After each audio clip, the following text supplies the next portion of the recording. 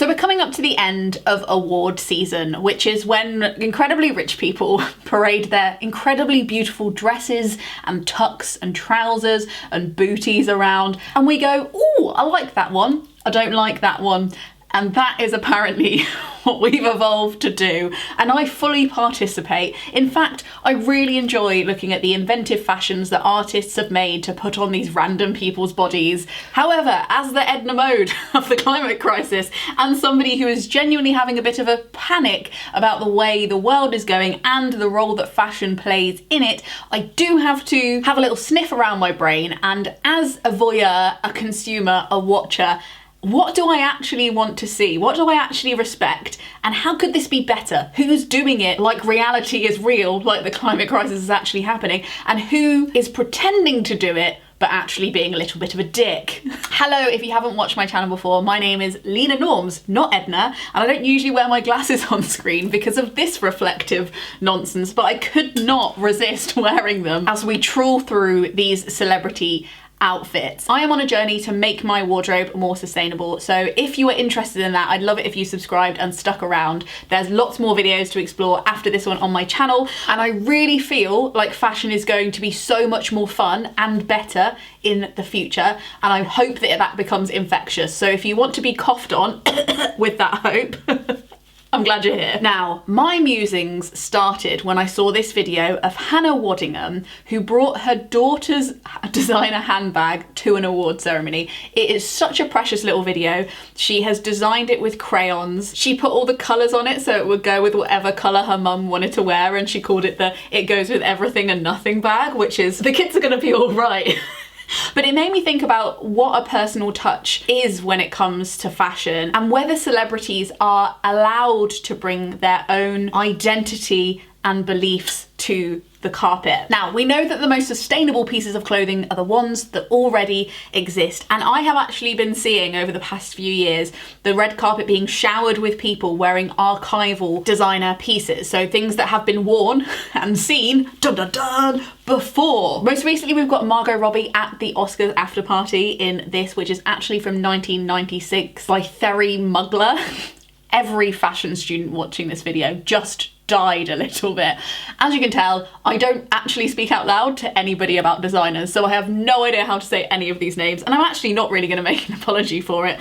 They are Therry Mugler to me. We've got Jennifer Lawrence as Jane Austen, oh no, sorry, as another 1996 couture archival piece, which was originally worn by Kate Moss. It's Givenchy? Gesundheit. Sydney Sweeney wearing this dress that was originally worn by Angelina Jolie in 2004, and the self-references just continue. Cardi B in a 2003 Versace, Laverne Cox in a 1986 Mugler, and even the Jenners are doing it. Here is Kendall Jenner in Jean-Paul Gaultier, how did I do? But it's not just wearing old dresses again that I think will make a more sustainable red carpet. It's wearing your own old stuff again that I think is truly iconic, and a bit of a twos up to this idea that you always have to present something fresh and new every single time, and you can't just be seen in the same signature look. This is Emma Stone at the 2022 Met Gala, wearing her own wedding dress. And what, it just looks so good. My only thing is, like, I don't know if those feathers are real. I imagine because it's bespoke Louis Vuitton, I imagine it is, but we can, beggars can't be choosers. I'm excited to see it anyway. And if you really look, there's actually examples of celebrities doing this again and again. I just think it's becoming more frequent. So this is Kate Moss in the same dress in 1998 and also 2004. Laura Dern in the same dress 1995 and 2020. Keira Knightley in 2008 and then 2013. Tiffany Haddish in 2017 at the premiere of Girls Trip, and then at the MTV Awards in 2018 in the same dress, which I actually think is even stronger to wear a dress so close together. And it kind of makes sense, because if it is in fashion, why wouldn't you wear it frequently in this section of history where it is in fashion rather than waiting 10 years? I think that's actually even a bigger flex. And I'm going to contradict myself here because the gap here is also really impressive. This is Rita Moreno in a dress in 1962 and the same dress in 2018. Billie Eilish is already a certified positive panicker, as she is very vocally vegan, and this is her wearing the same, I don't know what to call this, a silky set in 2020 and then again in 2022. And then of course we can't go without mentioning our Lord and Saviour Jane Fonda, who not only wore this same dress in 2014 and then again in 2020. In 2020 she wore the dress, she walked on stage with a matching coat, and she said, "See this coat? This is the last article of clothing I will ever buy." When I talk to people about we shouldn't look to shopping for our identity, we don't need any more stuff, then I have to walk the walk too. So I'm not buying any more clothes. We can't forget Cate Blanchett, who wore this dress and then she wore it as a top later, like she actually like altered it so it felt more modern, and I really like that as well. I could find less examples of celebrities getting things altered to fit them, and I think that that's also interesting because I do worry that the amount of celebrities who are re-wearing dresses from like other decades, it kind of feels like, I'm not saying it's supposed to be, but it feels like sometimes a bit of a flex that their body hasn't changed from that, like their borderline just post-adolescent early 20s body is identical to their 50 or 60-year-old body, which is cool if that has happened in a healthy, happy way, but is biologically unusual, to put it mildly. So again, there's that complicated element to it. I think something I'd like to see in the future is more celebrities re-altering and upcycling their own stuff to fit new bodies and new shapes and new styles, as well as just, oh, I still own this thing, by the way. It's giving I still fit into my prom dress, and that's like a moral achievement. Does that make any sense? Again, I think I might be being a bit grumpy about it, but alright. Now, I couldn't get much of a gauge on what men are doing around re-wearing on the red carpet because honestly, I don't know how many of us would even be able to tell, but Joaquin Phoenix has explicitly said because he wants to reduce waste, for the 2020 award season, he got one tux and he wore it to each and every show, including the Oscars, and kind of made a point of it. There's also, of course, room for new gowns being made in more sustainable ways. So this is Saoirse Ronan. That is apparently utilizing discarded satin. So we're not using words like dead stock and we're not saying upcycled, we're saying discarded, and it just says utilizing the satin. It doesn't mean that all of it's, do you know what I mean? Like, it feels a bit fuzzy, but it's a cool idea. Louis Vuitton has started doing plant-based dresses for celebrities. This is an example of one. Apparently they're made from Tencel luxe filament yarn and organic silk filet. What is that? Your guess is as good as mine, but it is apparently completely sustainable. We've got a Duct Ake in 2019 in this eco couture, which apparently is Valentino's version of sustainable materials, so reclaimed materials apparently, and again organic silk. We've got Lily Cole in this dress that is apparently made entirely from repurposed plastic bottles, although I'm impressed because it looks nothing like it could ever have been a plastic bottle. And Cameron Diaz in this dress that is apparently made from recycled glass beading. Now we're going to get into some of the more inventive ways I've been seeing upcycling happening on the red carpet. Now this is Billy Porter, who is a Broadway legend and created the role of Lola in Kinky Boots, if you care about Kinky Boots, which I very much do. He got a designer to turn the red curtains of Kinky Boots, of the show that he was in, when it closed, he got them to turn the curtains into this. How good is that? How good? And of course, Lady Gaga is the queen of making dresses out of things that shouldn't really be made into dresses.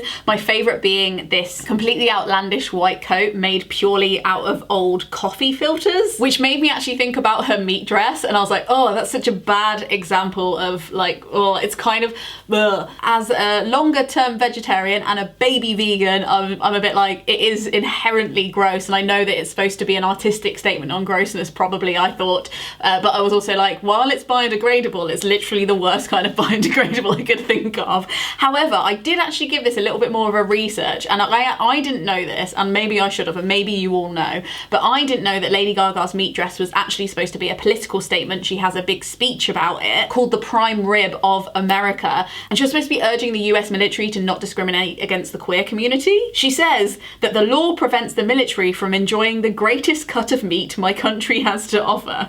So there you have it. It is a political statement, which then made me think about the history of political statements on the red carpet, particularly the Met Gala, which is also a really cool thing. But then I realised I was getting really distracted and that wasn't that much to do with sustainability, although it's obviously to do with social justice, which is linked to sustainability. But then I was like, Lena, we're getting off track. But anyway, I'll link an article about that because I think it's really, really interesting. But there are a few people on my shit list for like trying to be sustainable and not. Of course, all the designers who it's just kind of fluffy around like, oh yeah, some of it is sourced and inspired by sustainable methods. Like all of the fluffy language around sustainable fashion when it's already at such a luxe price that they could definitely go the whole way and definitely aren't committing to say that they have. But then also very specific moments. So there are a lot of people that are wearing very classic vintage designs that are definitely still in the archive somewhere, but are having them recreated for some unknown reason. So as much as I love her, I got really excited about this Carey Mulligan gown because I saw it was from like 1951 Balenciaga, but it's a recreation. She got them to make it all from new fabric, not sustainably in any way that I can find out, and that's a bit like, okay, fine. I mean, it might not even have been her choice. I don't know who runs her life. Probably not her. But that was again like an example of like, those dresses definitely exist, and maybe some of them are in the archive and their history and they shouldn't be touched, which is what we're about to get onto. But I was still like, I was excited that you were wearing something vintage, but it appears that you are not. And the extreme example of that is of course Kim Kardashian wearing the Marilyn dress, very vintage and sustainable, except you wore it badly, you damaged it, and because it was so delicate and a piece of like world history, like should not be worn or sweated on, it was so delicate that she could only wear it for like I think it was like a couple of minutes, and then she had a replica dress made new for the rest of the night. So she not only ruined a piece of history, she also paid to have a new thing happen in the world that looked like an old thing but wasn't actually an old thing.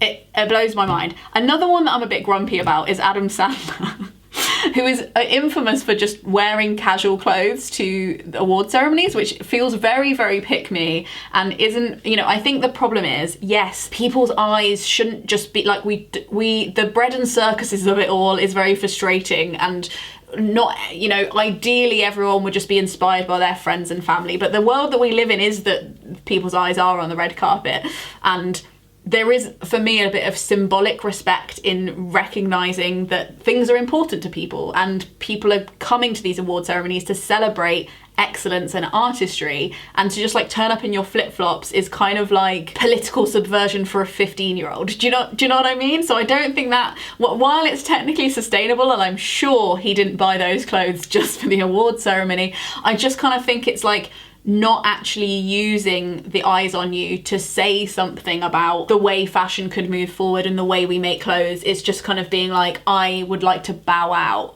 which is his right, but like, just don't go. I don't know. What do you think about that? Am I being mean? Am I being grumpy? But in summary, I think the carbon footprint of the red carpet is really hard to calculate, because while a lot of these items are couture and are being made by hand by experts, and hopefully a lot of them are being paid okay compared to the majority of people, mainly women, who work in the fashion industry, most of whom are borderline being abused, we might not be able to fathom how much waste actually goes into each single one of these gowns. There's an example in the Hollywood Reporter as one of Valentino's designers talking about one of their dresses, saying 1,230 hours of global work, 190 hands embroidering roses, 5 hours sewing for each rose, 42 people involved in the making, one catch up in Rome with Zendaya, who's wearing the dress, and finally a stunning red carpet. So again, there's all these flights involved in people going to these meetings and these fittings, and they're shipping things from all different parts of the world, and then they are obviously symbolically influencing the way we respond to fashion and what we feel like we need, and what is classic and what is trendy and what is in and what is out. So while I think it's cool that celebrities are at least acknowledging, I think there's a difference between acknowledging the climate crisis and addressing the climate crisis. And I'd say that most people on the red carpet who are at least nodding to sustainability are definitely in the acknowledging rather than addressing phase, but at least that's something. What do you think? Could they be working harder? There is a campaign called Red Carpet Green Dress that's starting to talk about this in the industry, I think, but it's not my industry. I don't know anything else about it. So from a viewer's perspective, I can see some stuff happening, but I do think it's important when we get served this content and scroll through it to really consider how, if the people in the nice clothes and the people making the nice clothes are also considering our reality in the way that we consider theirs so much. Thank you so much for watching. This video was made possible by the Gumption Club, who tip me per video to make sure these weird anti-capitalist videos keep happening in a world on fire. Thank you so much to them. If you like this video and you'd like to feel better about the way you interact with fashion in this world, I have some videos for you. They're right here. Thank you so much for watching. Frog Snog out.